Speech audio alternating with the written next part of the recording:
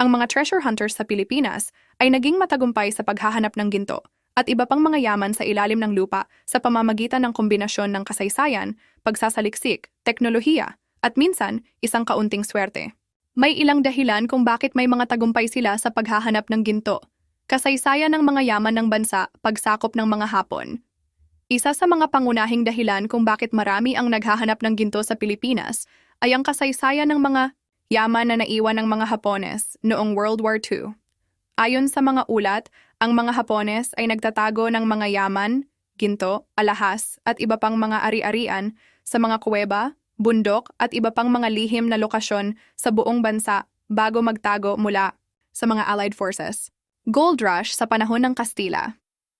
Bukod sa mga yaman ng mga Hapon, may mga dokumentasyon din na nagsasabing maraming ginto ang nakuha mula sa mga minahan noong panahon ng mga Kastila, at ang ilan sa mga ito ay naiwan o naipon sa mga malalalim na lugar. Paggamit ng makabagong teknolohiya metal detectors. Isa sa mga pangunahing kagamitan na ginagamit ng mga treasure hunters ay ang mga metal detectors.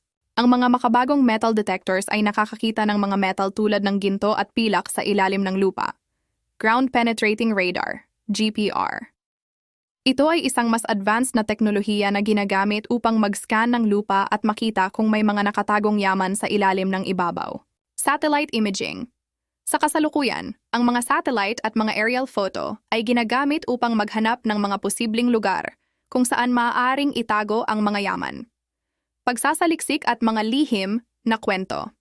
Marami sa mga treasure hunters ay umaasa sa mga kwento at alamat tungkol sa mga nakatagong yaman. May mga lumang kwento mula sa mga lokal na residente na nagsasabing may mga lihim na imbakan ng ginto na hindi pa natutuklasan.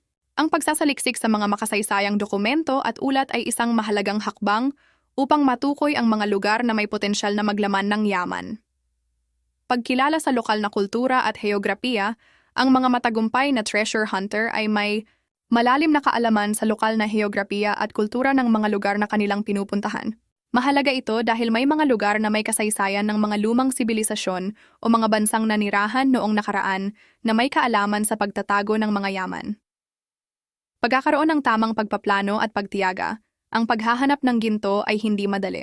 Karaniwan ang mga matagumpay na treasure hunters ay nagsasagawa ng masusing pagpaplano at mayroong mga eksperto sa larangan ng geologist, historian at mga technical na eksperto upang mapabuti ang kanilang pagkakataon sa paghahanap ng ginto.